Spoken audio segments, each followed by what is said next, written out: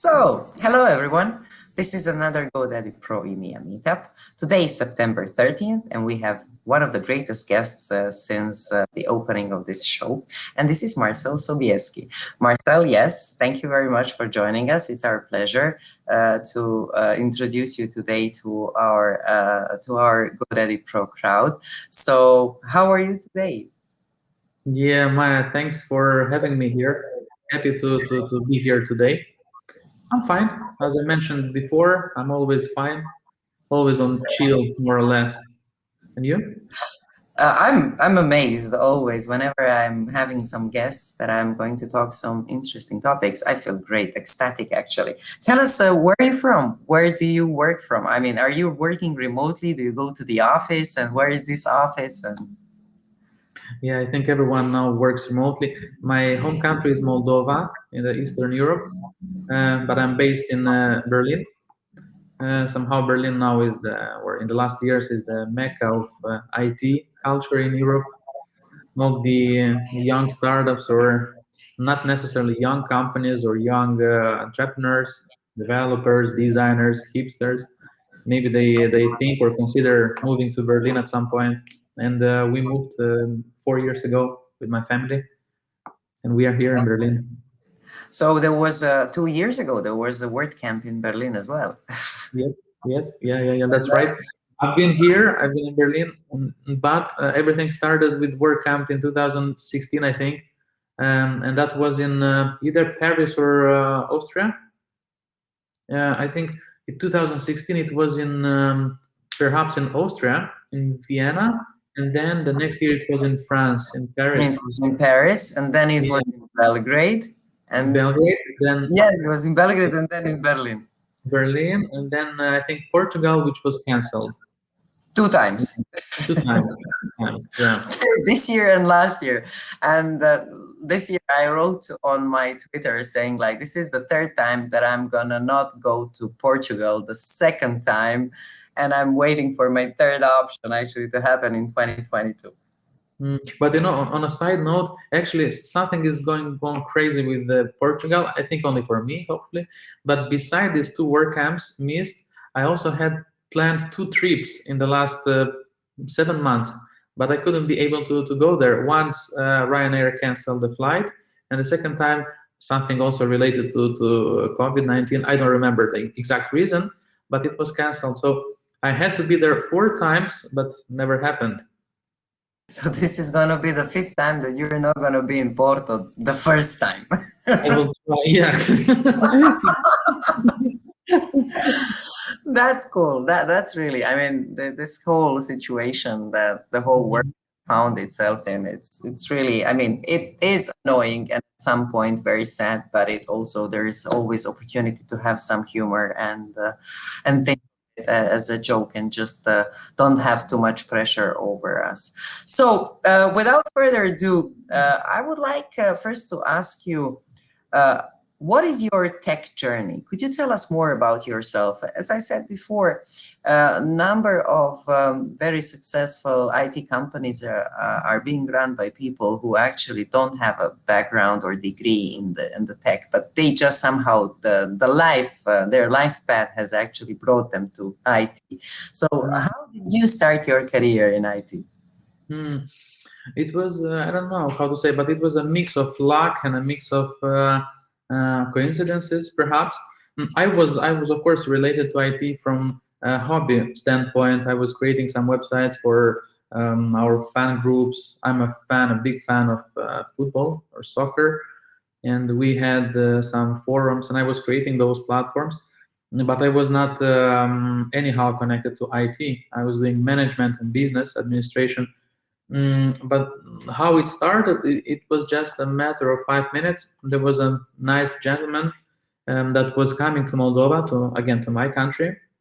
And I remember it was 2006, and they were thinking or considering opening an office in Moldova. They were from Switzerland. They had an office in Zurich. They had a company as well in Poland and in Czechia. And at that time, 15 years ago, they were considering to come to Moldova. So even today, Moldova somehow is unknown and in the dark places. But then, back in time, it was a lot of courage from those guys. And they came to, he came alone, this gentleman, he came alone, and he needed someone that will help him translating the meetings that he will have with the dean of technical university. So just talking with the teachers. And as you mentioned today earlier, I was at the right time and the right place. And actually, I was the second one this gentleman asked for help, because there was a lady earlier than me, and she was busy at that time. And she mentioned, okay, I cannot, but maybe Marcel can help you. Somehow he's in this field. And he said, okay. I said, okay, why not? I was not thinking about anything. Just let's help him. He will pay me a few dollars or euros for the service. And I was with him for 2 days. We were talking a lot with deans and teachers from the technical university, from 3 different universities. And at the end of the second evening, he told me, he made me an offer if I want to join this idea, and I can be the operational officer of this company in Moldova if we open. And I was afraid.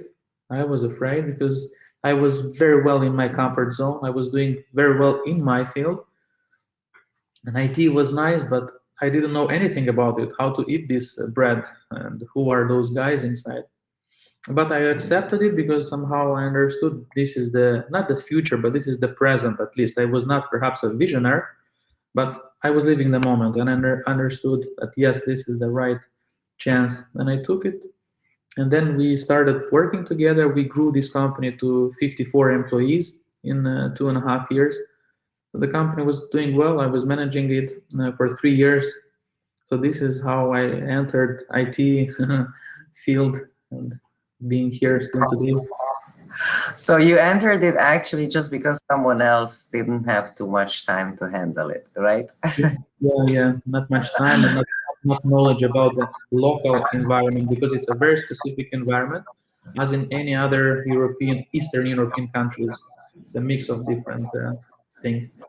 But then you and your team, after years, let's say after 10 or more years, you and your Mm. team have created a number of successful businesses that got sold later to some larger companies. Is Mhm. the hard work behind? What was your inspiration? What is the key to such success? It's true. Well, the situation with the first company was a bit different. We were doing something totally different than what we are doing today or in the last 10 years. It was an enterprise company. We were working a lot with mobile carriers from Europe, especially from German-speaking countries. So it was an enterprise company, not much fun. You won't see colors or numbers or click here, download here. But it was an interesting journey, actually. That was the time when we used Jira as a project management tool and not something funkier. But how we found inspiration for our current activities? It started in 2011 after I left that company.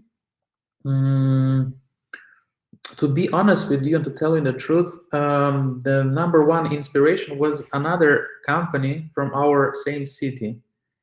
And perhaps you know that in Moldova there are, or at least there were, some good WordPress development companies in Moldova. And again, everywhere, but I'm speaking particularly about our area, Eastern Europe. And I have seen that those guys are doing well, both financially, as a reputation, how they behave, their online presence. And it was a trigger, okay, if someone did it and they did it and they did very well, maybe we can get just a bit of what they are doing. And that's how we entered, just by, I don't want to say copy pasting, because it wasn't a copy paste, but getting inspired heavily by their success. What did that company do? Were you providing website services or? They were doing, and they are doing even today, creating WordPress themes, WordPress premium themes. This company, by the way, is called WP Zoom. WP Zoom. All right. Yes, it's a So thing. what happened? I mean, you guys built this alternative company that was doing things in a bit different way, and then happened what? Mm, we started doing WordPress themes, yeah, and since 2012 until 2015, it was growing and growing. We came actually late to the party because the party was already there since several years before, so it was difficult for us to get that visibility. But in 2016, we already started to get some inquiries, some interest from different companies, maybe to merge or maybe to get acquired. So after 4 years, we started getting those messages. So before we move forward, I would like to ask you, how do you make the theme company grow? What's the key success for a theme company to grow? Before actually, I will then ask you what was the key reason why you think your company was attractive for investment. But how do you, I mean, it's very hard to set up the business and it's even harder to grow it. And especially a country that is small like Moldova, so you had to actually reach out to other continents, to other clients. What type of activities you had to do in order to do that? I mean, those might vary now because it's a bit different time, but how did you make it grow? Good question. I heard this many times before in my case, and I will say the same. The same methodology that we applied won't work necessarily for another company, and especially today, years, 7, 8 years after we did that. But the situation is, it's funny. I still remember very well a story connected to that. When we launched our startup, it was called Tesla Themes, by the way, Tesla Themes. Yeah. And when we started that, we were looking for the first marketing manager, or call it whatever you want. We were calling him a marketing manager or a growth hacker whatsoever. And a very nice guy came to the interview. We really liked him and he liked us, but he was not enough prepared for the position. And he asked if it's possible to return again for the interview in 4, 5, 6 months. Formally, we accepted, and then he called back in 6 months from then. And I cannot say that we were shocked by the improvement, but we were surprised by the improvement he had. And therefore, he was the first person to join us as a marketing guy. And he did miracles. This person did miracles. He basically contributed a lot in growing the company. And the methodologies, if speaking about that, those who know me, they know that I'm not a fan of PPC, of paying for ads or paying for different services. And not because of being greedy, but because of not being sure that we can get the return of those coins that we will be paying. We have had in the past bad experiences. I won't mention the name of those companies, but paying 5 digits for a campaign in euros and getting 3 digits back in return, also as euros. We had bad experience with Google AdWords, although I know other companies or guys, they are doing very well in paid advertisement. At least we had not enough knowledge, not enough experience, and maybe not lucky even. So since 2014, I think we spent maximum $100 for PPC. Everything else is just organic. So since then, we decided that we will grow organically. And with this guy, our colleague that came then, we worked exclusively on organic growth, exclusively on and content. Since then, content is king.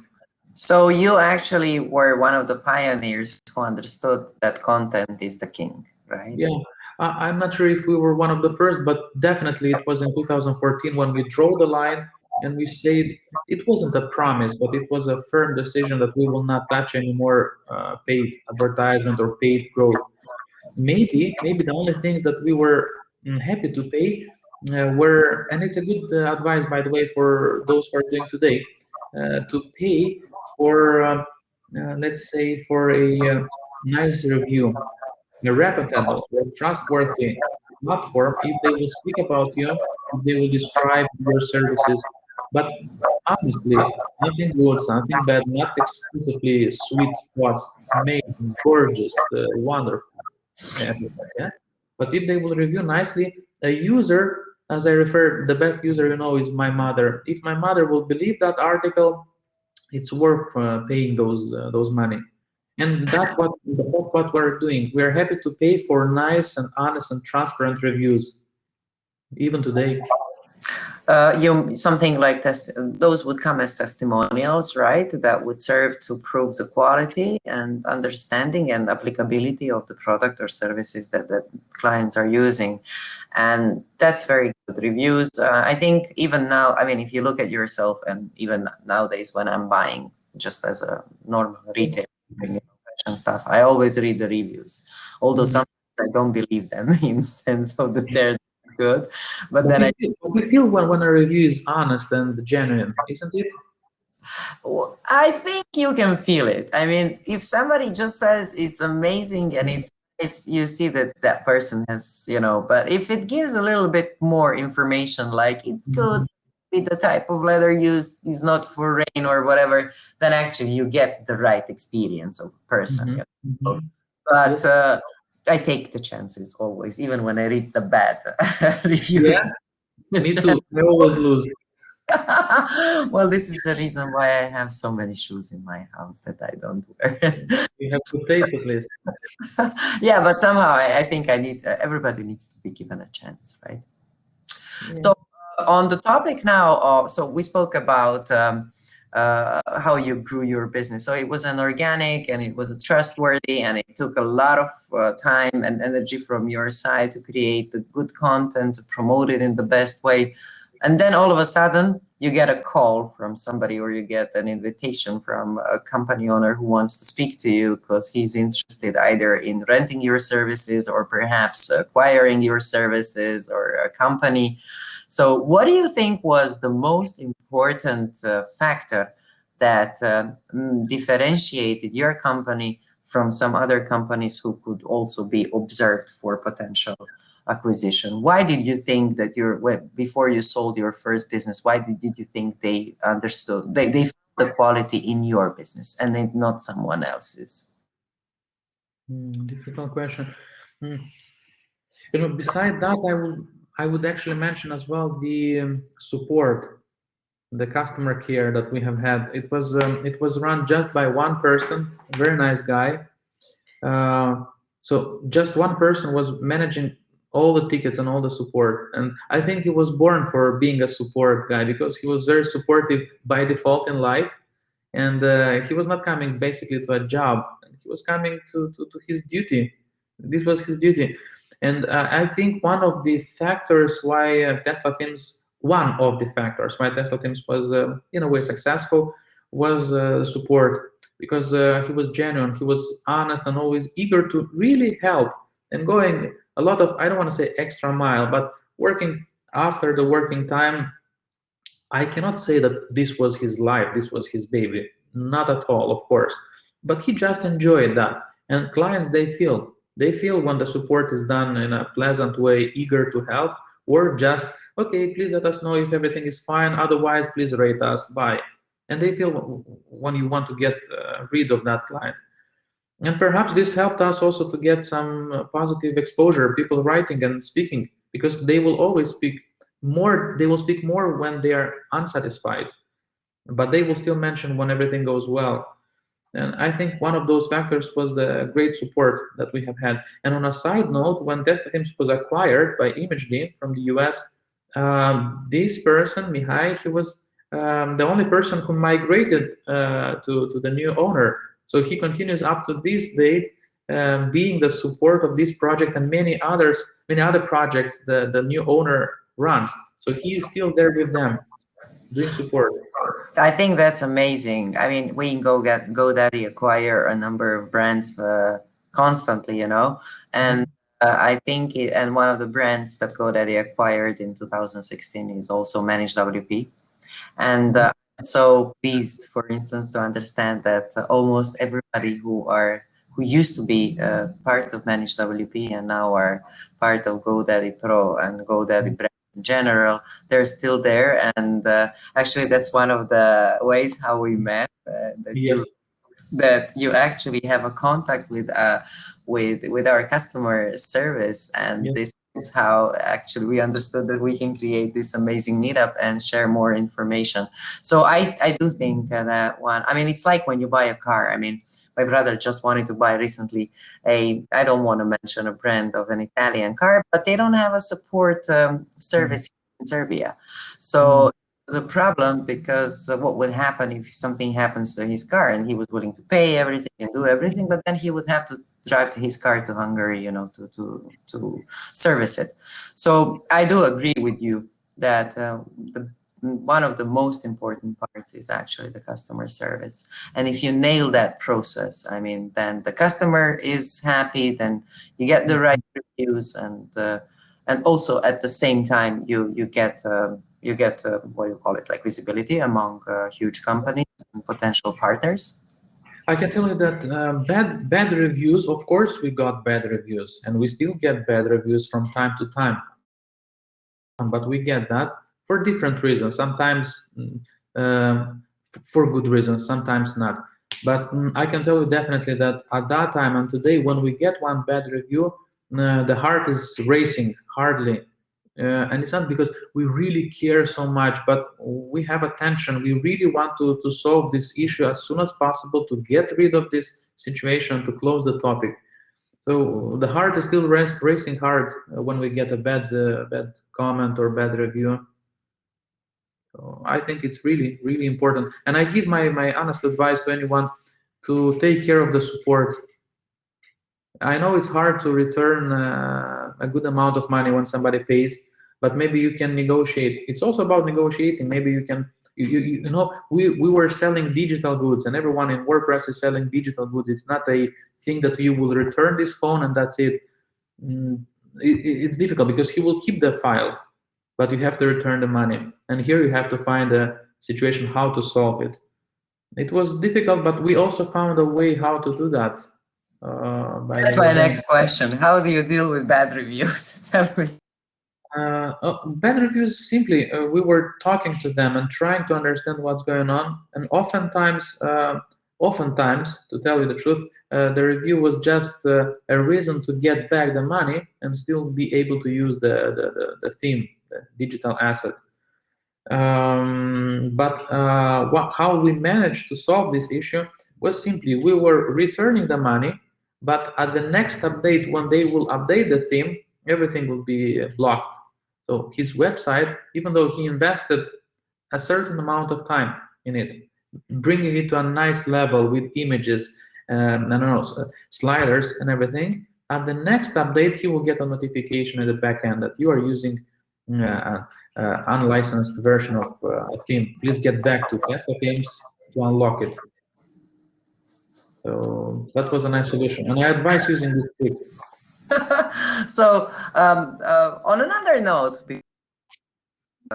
further conversation, I would also like to remind our viewers to ask us questions, if any. We're proudly sponsoring an event that is taking place in October, which is called the Page Builder Summit. And what do you think is the future of page builders, of themes with Gutenberg being introduced in WordPress? I mean, you've been a visionary already, and that's shown. At the same time, you're able to organize the business in the right way. So how do you feel about the future of WordPress? I think that all the fields in the future, they go somehow hand in hand and in parallel, and things will get more and more automated in everything. Are we talking about a supermarket or shop? And it's the same, especially in technology. It's impossible to have, or it's not logic to have 10 guys working on one thing. I think in time they will become not necessarily more sophisticated as a front end for my mom, but they will become more sophisticated in the back end, where nice guys, educated guys, or experienced guys will be developing that. But it will be very easy or easier. after many years, I still cannot say that it will be very easy to manage a website, to manage your hosting and everything. It's still difficult.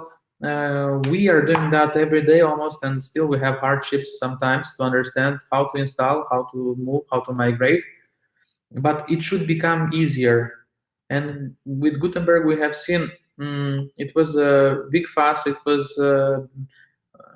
created a lot of high hopes for everyone in the field, but it didn't turn out to be what we hoped to be easier. And on one side, on one way, it's good for the companies, because companies and freelancers and developers, they have work to do now. Because otherwise, if everything is so well automated and so easy to use and intuitive, then there is nothing to do for them. My mom can do everything by herself.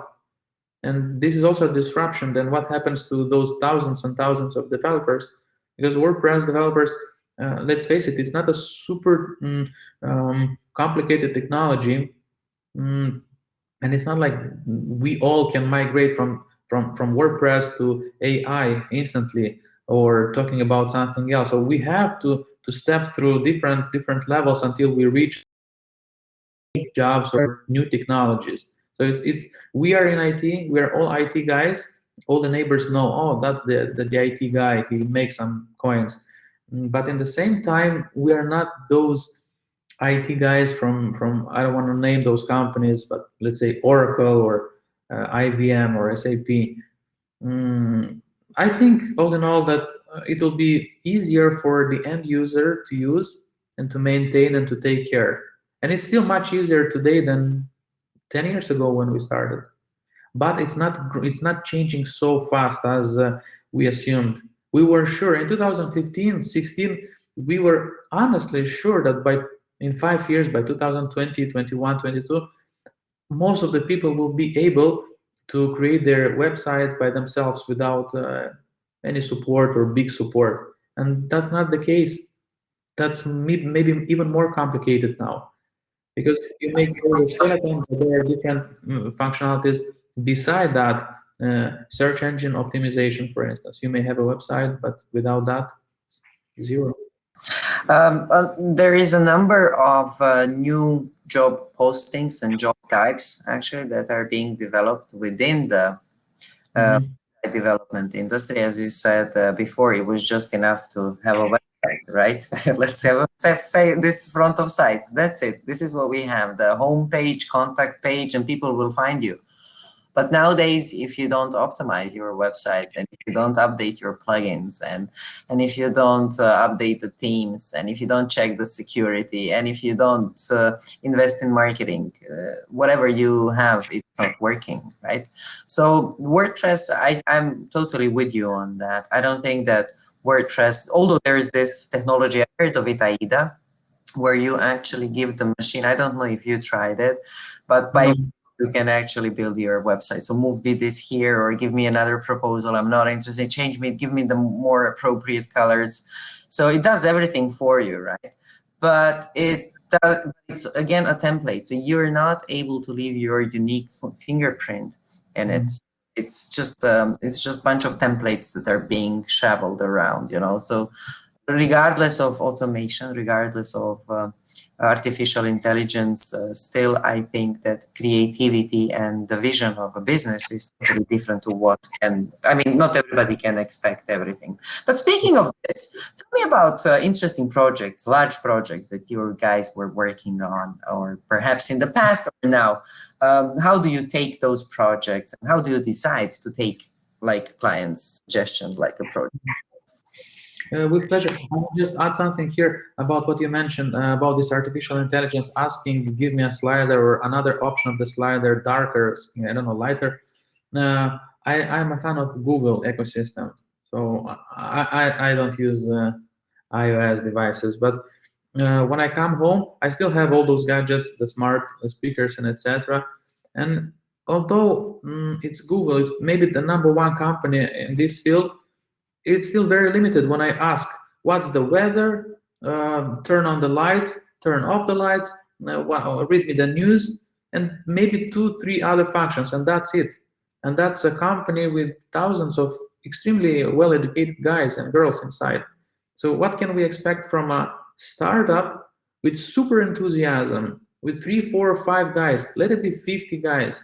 We cannot expect bigger results eventually at the beginning than Amazon, than Google. If they were not able to create something, I'm very skeptical those companies will be able to recreate something.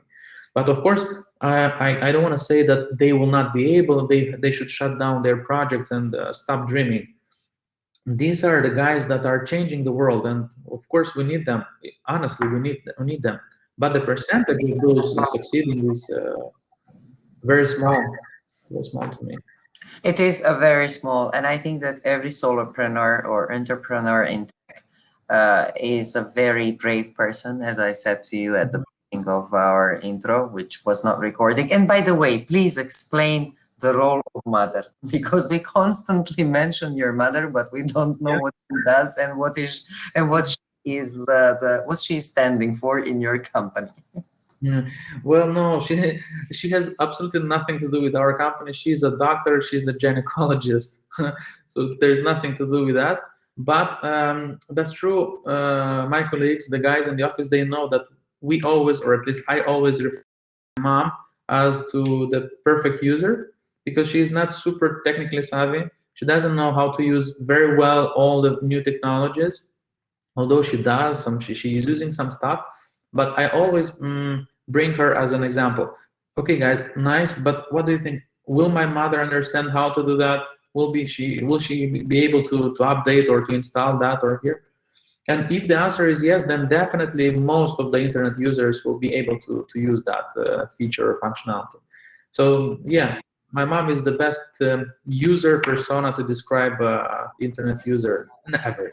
Okay. So if you're building your startup, you need to find either your closest family or somebody from the family that you think it's not tech savvy enough in order to understand whether what you're doing is actually working or not. So this is one of Yes, the tips of success. it depends on the project you are creating. If the project is extremely technical, then forget about your mom. Speak about your dad now.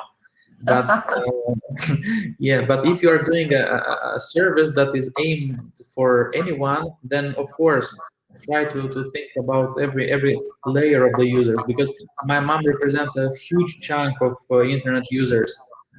So if they will get it, how to eat that with the spoon, they will be paying you. And perhaps a big majority of our, when we were selling WordPress themes in 2014, the biggest majority of our sales were coming from a solopreneur, ladies who were trying to open or to start, I don't know, their food blogging. It was a time when they started to have food blogs, traveling blogs, or lifestyle blogs. Today it's very easy, really, and they do that a lot. But back in time, solopreneurs were the number one buyers of our teams. Very interesting. And if you are starting, let's say you have a new idea, you want to build some new themes in WordPress, how would you market those? What type of marketing would you use to do that? We don't do that since 2017, since we sold that. So I don't know, and I'm happy that I don't have to think about that. To tell you the truth, I All was right.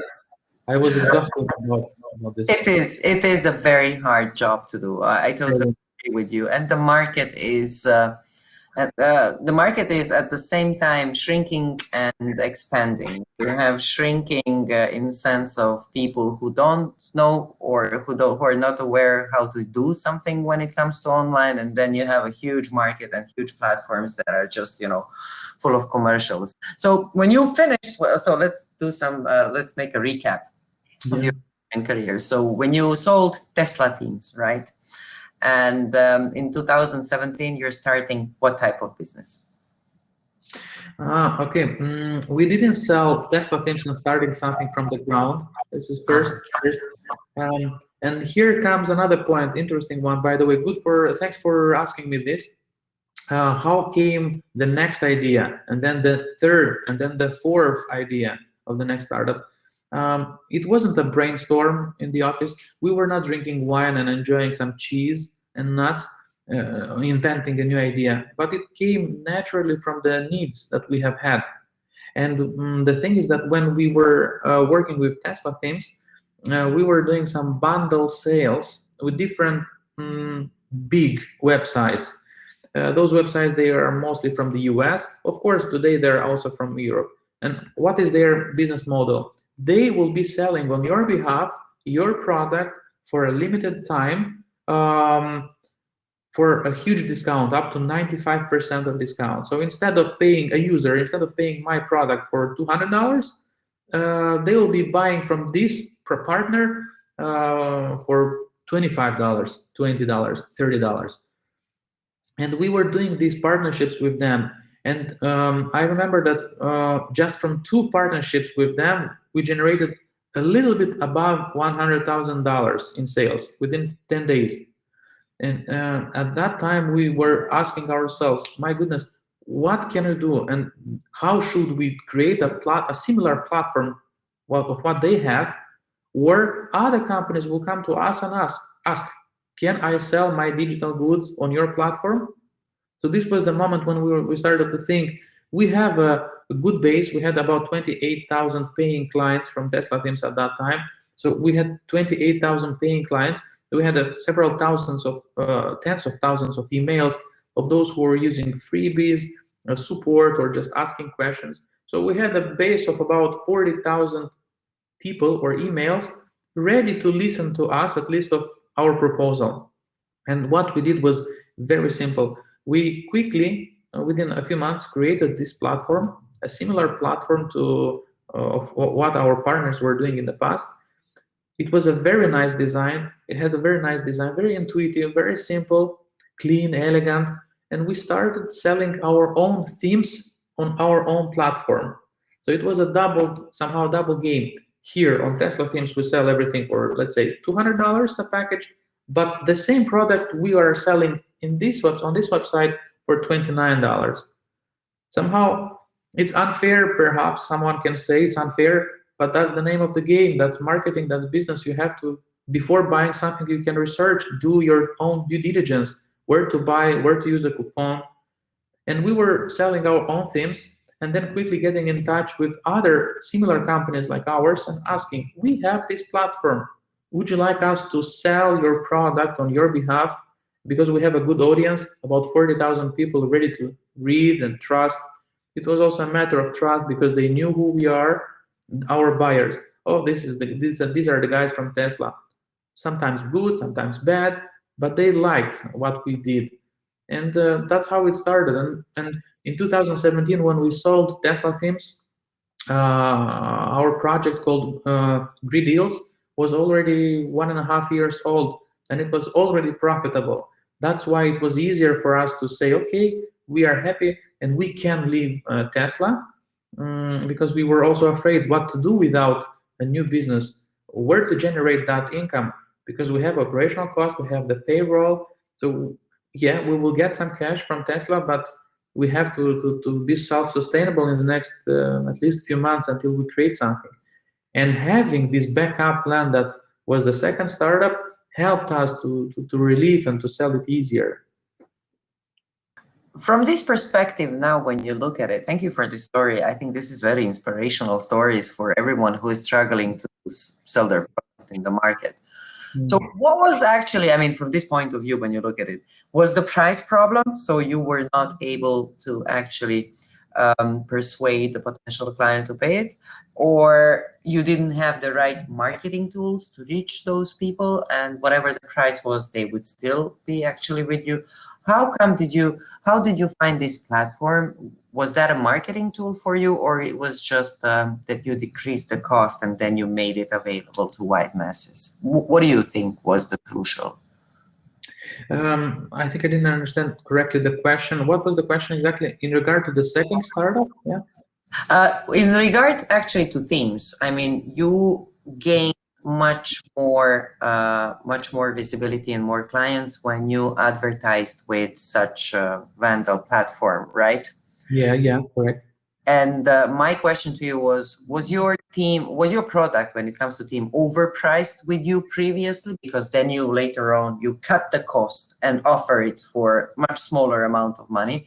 Was the Was the problem with marketing? So, I mean, if you, for instance, maybe you had a good product at a good price, but the marketing was not sufficient, or it was just the price that, and then this other platform had a vast reach, and then all of a sudden, you got everything that you wanted, this $100,000 at that moment, you know? It's a good point. You know, we had some, I don't want to say fights, but disputes rather within the team. If should we sell on their platform or not? And the thing is that if you sell something for $100 for a theme, let's say, and then the next morning someone will see that the very same theme is being sold for $20, then maybe the value or the reputation will decrease. People will perceive this theme or this good as something accessible, affordable, and maybe not premium as we pretended to be, because we pretended our themes were premium.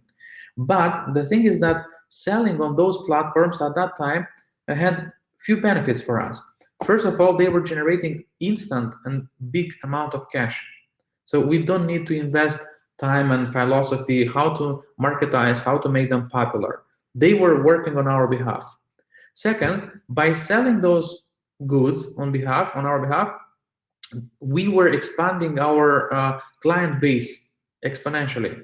So we were getting new clients that will eventually use our startup or our services in the next projects. Second, or third point as a benefit, um, it was, you know, Maya, it's an amazing thing actually. We were selling a digital good, and a digital good doesn't cost anything beside the thing that you invested some money to create it. So let's say if I sell this phone, my minimum price for it will be, I don't know, 400 or 500 euros. I cannot go anything under that because I have costs to create that. Of course, I have costs also for digital product, but I can give it for free. I won't feel anything because I already got back the investment from that team. So there is a big margin. Actually, on digital goods, you have a very big margin when you sell a lot. The more you sell, the bigger the margin becomes. So for us, it was absolutely not a problem to go and to sell um, with a price of 80% discount. And we got, again, visibility, a lot, new clients, thousands of new clients that in future purchase something else also from us. And third, it was a simple idea because it was a digital good. And I advise, I don't know how it works today because in the meantime, we sold also the second startup. I don't know how it works today, but at that time, it worked well. Before we move to this second startup, I just have one more question.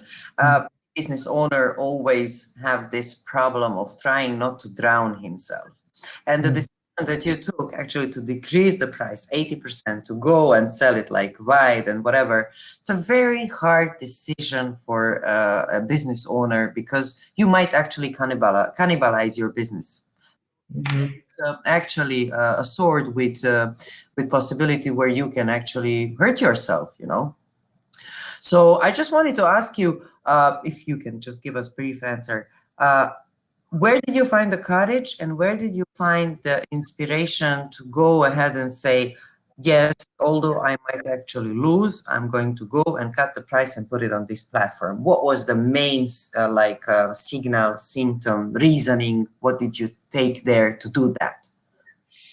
To tell you the truth, I was not afraid maybe 1 second that it will harm somehow the business. Maybe I was stupid enough to do that, but I didn't fear. But I remember very well one of our colleagues, he was extremely against this idea, extremely against. We had a big topic, it was a big dispute within the office, and he was explaining that, look, I go today to a supermarket, let's say, and I buy a plasma. It will cost 500 euros. But tomorrow I see the same plasma in the same supermarket with 50 euros. How would I feel? And I remember this was his example, his parallel to this case. And somehow it was a, I don't know, checkmate for us because it was true. Today you sell for 500, tomorrow for 50. But again, that's the name of the game. That's how Black Friday works. That's how American marketing works. That's how in Germany works. Everyone in Germany is crazy about coupons. If they hear that there is a possibility to get a 5% discount, they will go for it. Please trust me. They will search for coupons on magazines wherever possible, and that's a good thing. That's not a bad thing. But they are pragmatic and they understand, okay, I can save some money here. And I lost this opportunity. The deal is gone. That's it. I can wait until the next Black Friday, or if I'm in hurry, in rush, I will buy it.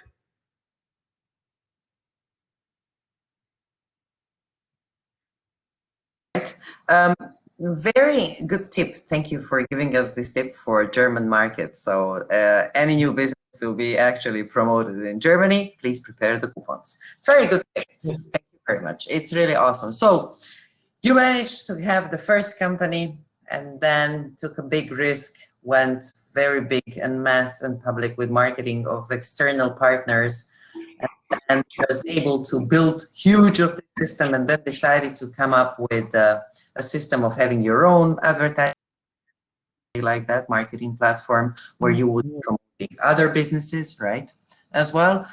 And and then happened what? Tell us.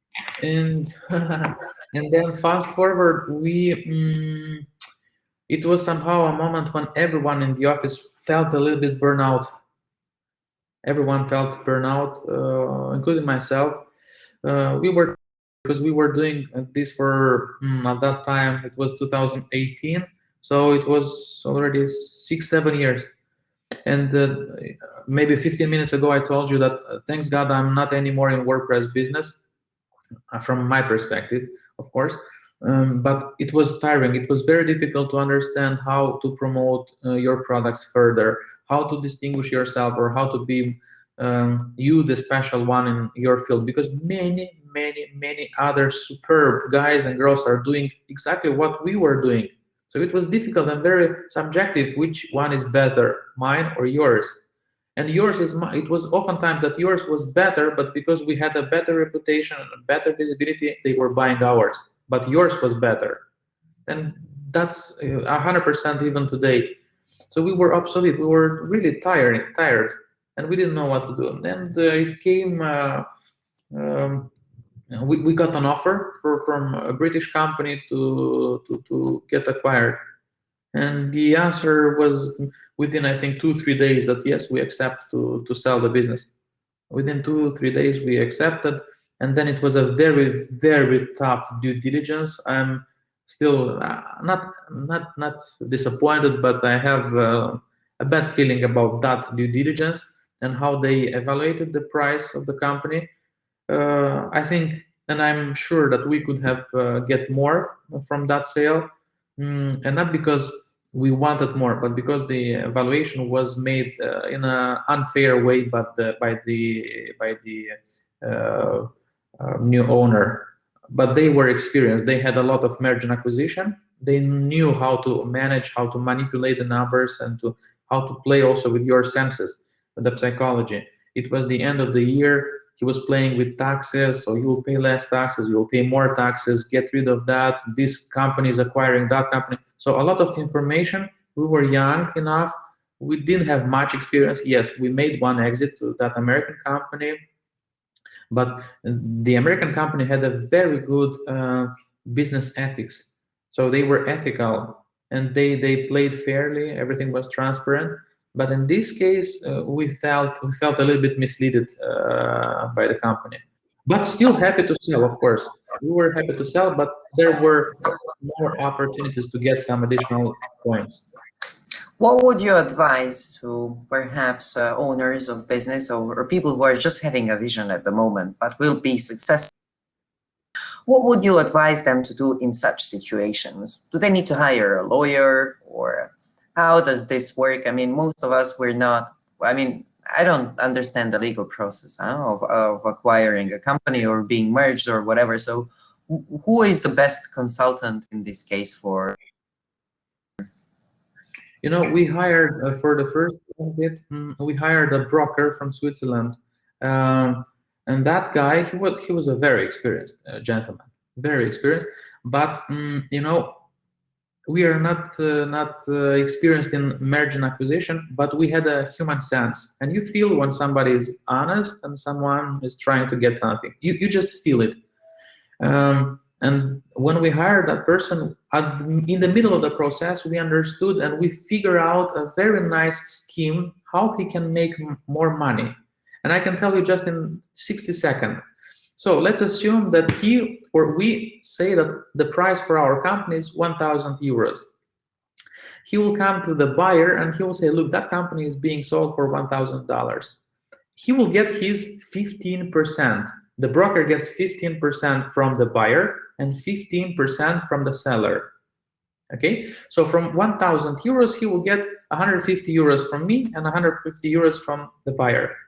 But the buyer can say to him, okay, I will give you more than 15%, I'll give you 20%, 25%, but decrease the price by all means. Find your own reasons, find your own methodologies, how to push on the seller to decrease the price to 700, to 600 instead of 1,000. And he will decrease the price from 1,000 to 600. He will get my 15%, which will be, it doesn't matter, 100, but he will get more percentage from the buyer. So he is getting more cash than initially, and the buyer is happy because he purchased a product or a service or a business 40% cheaper or 20% cheaper or 25% cheaper. And we felt that just in the middle of the process. And with the second startup, by the way, because we started earlier, so that's where we failed. But with the WordPress, with Tesla Teams, when we sold it to ImageD, we sold it without any broker. There were no people in between. It was just between us and them. And I think only one person from our team, it was me, and one person from their team. And they did a very nice and elegant due diligence, very honest. I cannot understand how you can mislead the client like that. Well, kudos to American partners. Okay, so it seems that they're doing a good job. I mentioned a few times.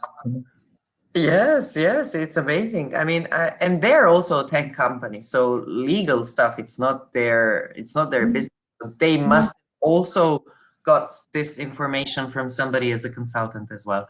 But on another topic, I mean, although let's say the company owners are very happy because they're gonna cash a lot of money and perhaps distribute it to their co-workers and people that they've been actually building this company. But how do you break this news to them?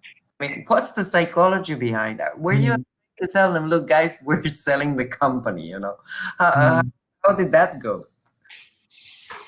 In different ways. Some people, and I remember some of them, they got a little bit nervous. They were asking what I will do tomorrow. Should I come tomorrow to work? Will I lose my job? Yeah, something like that. I didn't see, but I heard that some of them started to look for a job. And that's normal. Perhaps I would act the same. And this should come from the management. If my boss won't tell me what's going on after this merger and acquisition, I will be honest with you, I will search for the job too. I will start to look because I have to feed my family. But if you mention openly, or at least you try to make up a story, then they should listen. If they trust you, they would listen. And in our case, I remember we didn't know actually the future of our activities. We didn't know which direction will we take. We will continue or maybe take a pause. We didn't know, but it was certain that everyone was exhausted and burnout.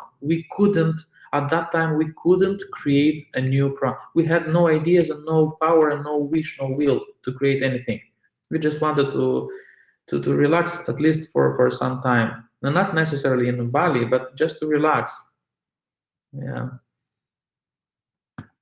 But then again, you actually came up with your second startup, and then you sold that startup, and then what happened after that? Then perhaps a third of the team left the company on good terms. On good terms, we discussed, and everybody agreed that we need to take some break from each other, from the environment, the competition, from everything. And I think a third of the company left, a third of the colleagues left the company. They left also the country, some of them, most of them. But the other half that stayed, we continued. We took a little break, but for the next 1.5, 2 years, we didn't create anything. The only thing we were doing was just to provide custom IT service, and in our case, custom web development. So we started a new company that was doing custom web development for clients, and it was in 2018. mm, a bit earlier, and we moved with the family in Berlin, Germany, and there I started to find new clients, and we were doing this service. Again, the experience that we had with Tesla and Gridills, working a lot on SEO, helped us.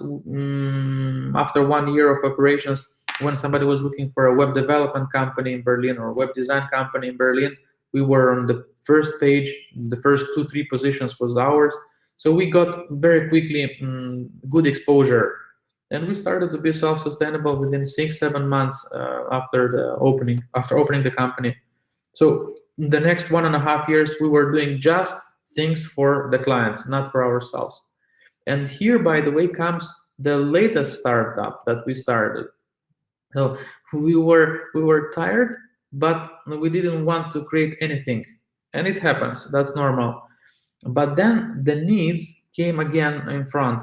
So when we came to Germany, what should we do, or where to promote ourselves, preferably without money, but where to promote yourself to get that visibility, so potential clients like you can find us and hire us and say, okay, we want to work together.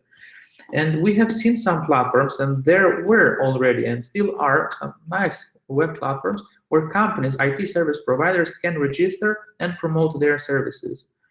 But we felt that most of those platforms were, one, difficult for ourselves to register, to create your profile, to list your services, and especially for my mom to understand exactly who is that company or how to find the right company among thousands and thousands of providers. And it was also a moment when we were paying those monthly subscriptions to be listed on their platforms. And all in all, we thought, okay, maybe that's an opportunity for us to create a similar platform where IT service providers will list their own services. And we were flirting with this idea for 1.5 years. And you know this situation, a shoemaker without shoes. So we are an IT company, but we don't have a platform, a website, let's say. And we always postpone next month, because we have a client here, an important client here. So always canceling it and never creating. And then at one moment we decided, maybe 2, 3 months before the pandemic started, we have to create this platform. And we created, and now we are very, very satisfied with its growth. We have 50,000 companies registered on that platform from 140 countries, from 6,800 cities. A lot of companies are being registered on our platform every day, and they get that visibility, and everything is free of charge. We do not charge anything. At least for the next 1.5 years, we won't charge any company. But this is very interesting. So, I mean, first of all, I think it's a great thing what you did. Somehow your intuition and the market circumstances are actually coming along. I think that you actually can sense it fully. So it's very interesting how you guys are. So is it important for a tech owner to understand business as well? Yes, definitely. So, but it's very hard because usually people, I mean, if you have a development team, let's say you have freelancers, 4 or 5, and then there's always one leader, and this leader is always technical leader, right? He knows how the code should look like, and he will do the revision of code and put everyone in order. And somehow everybody feels that this person actually should be running the business as well. But that's not the case, right? So is there like any course for people who are more technology oriented than business development oriented, but at the same time they are business owners? What would you advise them to do? How to prepare for this business development that they're inevitably will have to deal with in their own company? Good point, actually, strong, difficult one. I'm not a technical person, so I don't code anything. But of course, being so many years in IT, I have a very good understanding how it works and what should be in place and where. But I don't code anything. And perhaps this is our biggest advantage that when I talk to clients, when I talk to people or whoever is in touch with our businesses, our services, they don't feel a technical pressure that I'm talking about drawl that we know it's great, but it's so technical that nobody understands. But I speak in their language simply. I just translate what is done by our nice guys in the office, and I just translate that in simple words to my mom. And because I'm able to transmit that, she's happy. She says, "Okay, I will buy that. Okay, I will pay those 2 cents for this service." Because we can transmit the right message and to describe it correctly. And I guarantee you that many, many, many projects or solutions are so good, but they will probably never get the success because they are not able to transmit the right message to those who are on their website.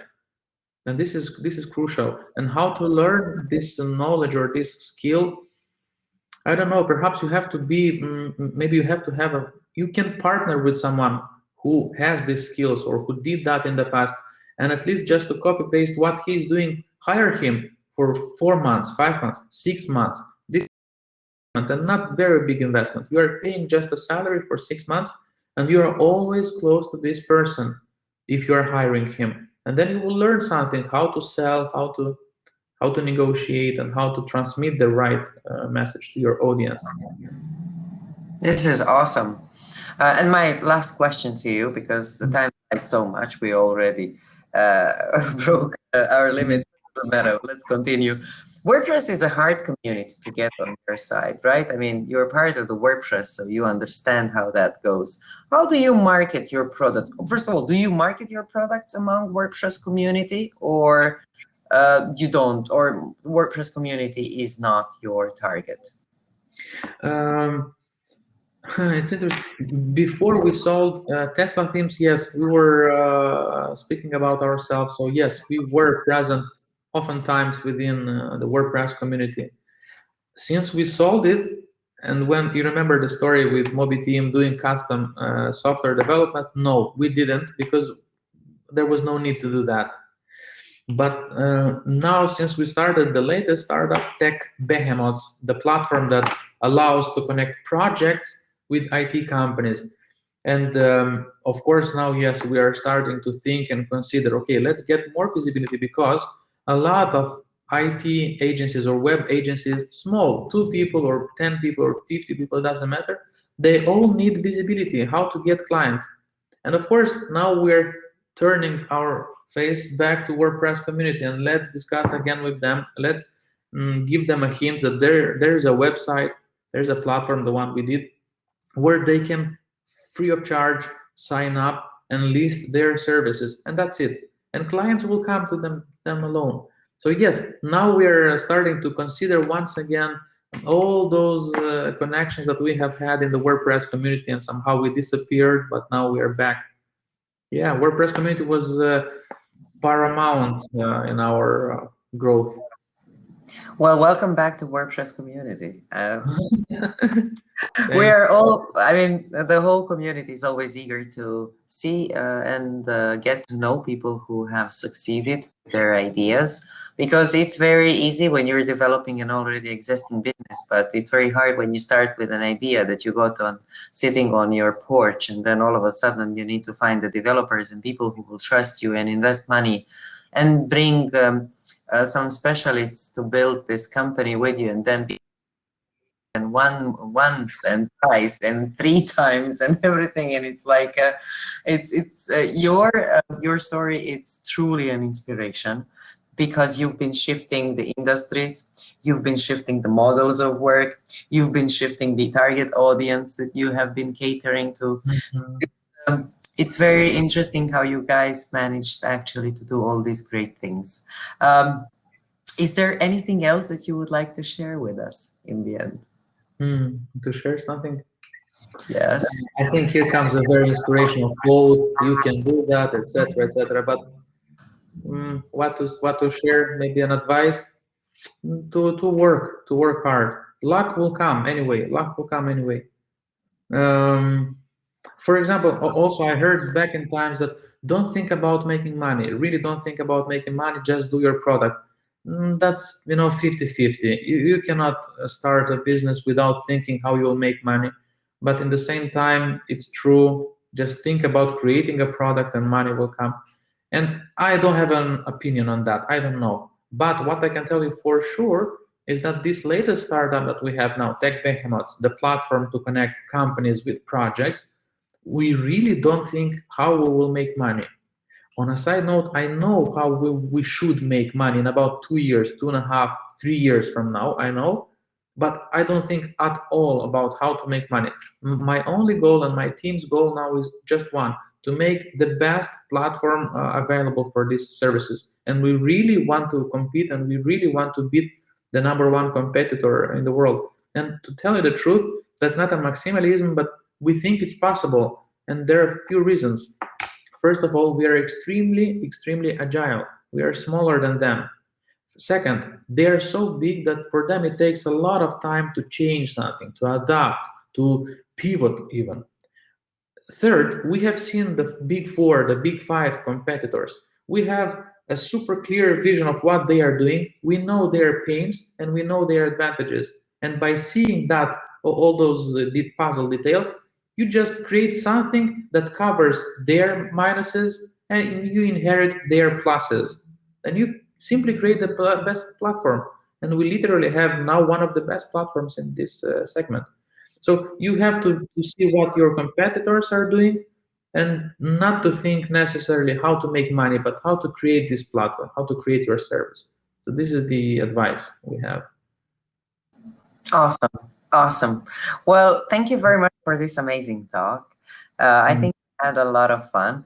And Justin says, great talk, some very interesting ideas. Thank you. Yes, Justin, if you have any questions for us, let us know.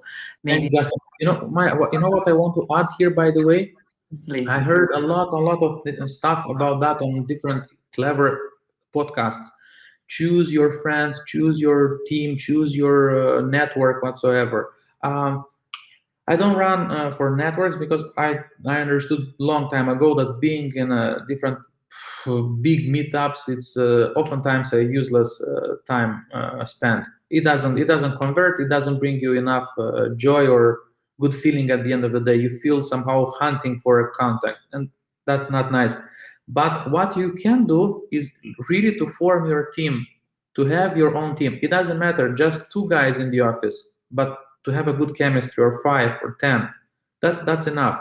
And what I can tell you, those guys that we have today in the office, we work since 2014 all together. But I honestly can tell you that at this startup that we do today, we work in the office all together. And sometimes I have an idea about a new functionality or maybe some adaptations, and I start saying it, and I'm getting confused of my own idea.